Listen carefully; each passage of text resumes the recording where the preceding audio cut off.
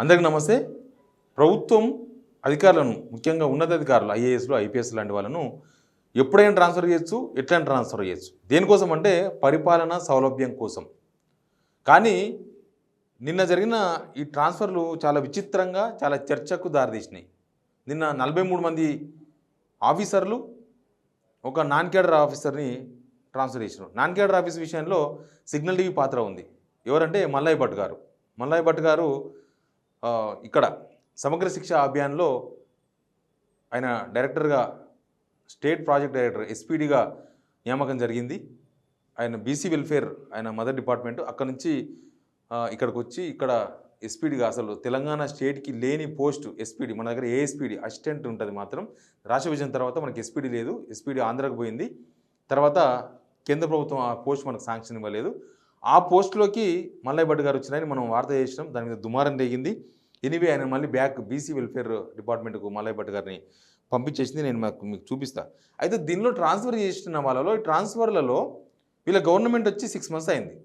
Almost 6-7 months. ఈ month అంతా అయిపోతే 7 months అవుతుంది. December 3 అక్కడి నుంచి లెక్కేస్తే 7 monthsలో ఒక్కొక్క ఆఫీసర్ అయితే 5 సార్లు ట్రాన్స్ఫర్ అయ్యారు.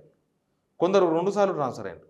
ఎందుకు ఇట్లా మీద ట్రాన్స్ఫర్ చేస్తున్నారు ఐఏఎస్ ఆఫీసర్లు అనేది, ఐఏఎస్ ఐపీఎస్ ఉన్నతాధికారులు అంటే ఎందుకనేది ఎవరికి అర్థమవుతలేదు.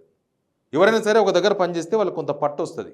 కొంత పట్టు అంటే కనీసం ఆ డిపార్ట్మెంట్ని మెయింటైన్ చేయాలి కదా. ఆ డిపార్ట్మెంటు ఒక కమిషనర్ వచ్చిన అనుకోండి, ఆ కమిషనర్కి కనీసం దాని కడలు ఎక్కడున్నాయి, ఆ కమిషనరేట్ పరిధులు ఎక్కడ ఉన్నాయి, దానిలో ఆఫీసర్లు ఎవరు, ఎక్కడున్నారు, ఎట్లా పనిచేస్తున్నారు, ఇక్కడ శాంతి భద్రతలు ఏంది, క్రైమ్ రేట్ ఏంది, ఇవన్నీ అవగాహన వచ్చే లోపే మళ్ళీ తీసి ఇంకొక దగ్గర పడేస్తున్నారు.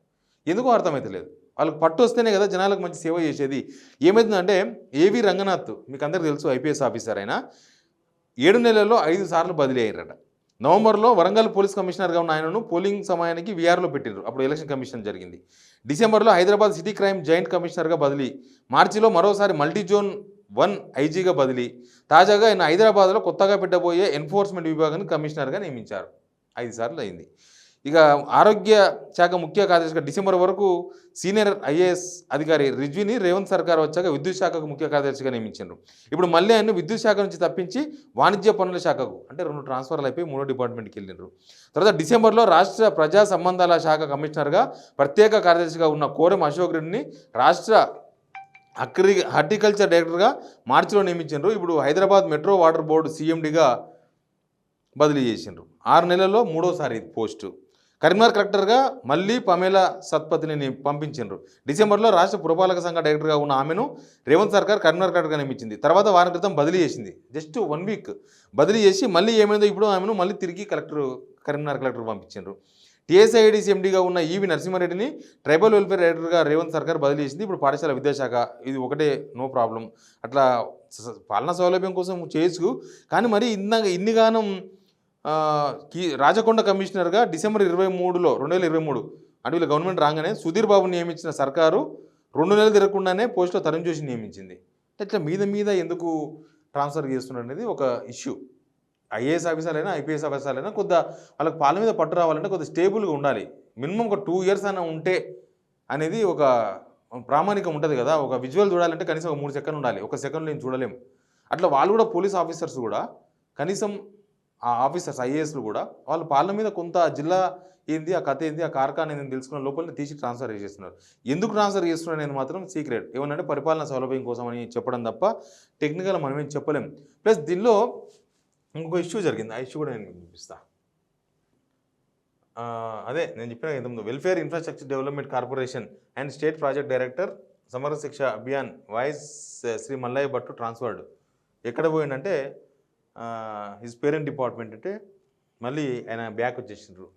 అదంత పెద్ద ఇష్యూ అయింది. మనం వీడియో చేసిన తర్వాత మనం ముందే చెప్పినాం, ఒకవేళ ఈయన ట్రాన్స్ఫరు, ఈయన పదవికి రావడం, ఎందుకంటే ఐఏఎస్ ఆఫీసర్ రావాల్సిన అతను గ్రూప్ 1 ఆఫీసర్ వచ్చిండు. అది ఒకవేళ తప్పు అయితే ప్రభుత్వం ఆయన మీద చర్యలు తీసుకోవాలి. ఒకవేళ నేను చెప్పిన వార్త అయితే నా మీద ప్రభుత్వం చర్యలు తీసుకోవాలని చెప్పి నేను ప్రభుత్వానికి ఒక విజ్ఞాపన చేసిన. బహుశా ప్రభుత్వం ఆ విజ్ఞాపన విన్నట్టుంది. అది తప్పని ప్రభుత్వం డిసైడ్ అయినట్టుంది, అందుకే ట్రాన్స్ఫర్ చేసిందని నాకు నేను ఆఫీసర్లు కొంతమంది ఫోన్ చేసిండ్రు. మీ ఎఫెక్ట్ దీని మీద ఉన్నది, మీరు చెప్పిన తర్వాత చర్చ జరిగింది బాగా ప్రభుత్వంలో దీనని. మంచిదే ఇట్లాంటివి జరిగితే, ఎందుకంటే జనాల కోసమే. ఆయన ట్రాన్స్ఫర్ కావడం వల్ల నాకు వచ్చేది ఏం లేదు. వ్యక్తిగతంగా ఆయన ఎవరు కూడా నాకు తెలియదు. ఆయన ఎవరు, ఆయన ఫోన్ నెంబరు లేదు, ఆ మనిషిని కూడా నేను ఎప్పుడు చూడలే, కలవలేదు. బట్ ఒకటి జరిగింది మంచిదే, దాంట్లో జరగడంలో ఇబ్బంది లేదు. అయితే ఇక్కడ అమరపాలి గారు ఎవరంటే వీళ్ళు అమరపాలి గారు ఐఏఎస్ 2010 బ్యాచ్. ఈ మేడంకు 5-6 పోస్టులు ఇచ్చారట. మరి ఎందుకు లేరా అంటే సీనియర్లు చాలామంది ఉన్నారంట, కానీ మరి ఎందుకు ఇచ్చారనేది తెలియదు. అమరపాలి గారికి రాగానే ఈ గవర్నమెంట్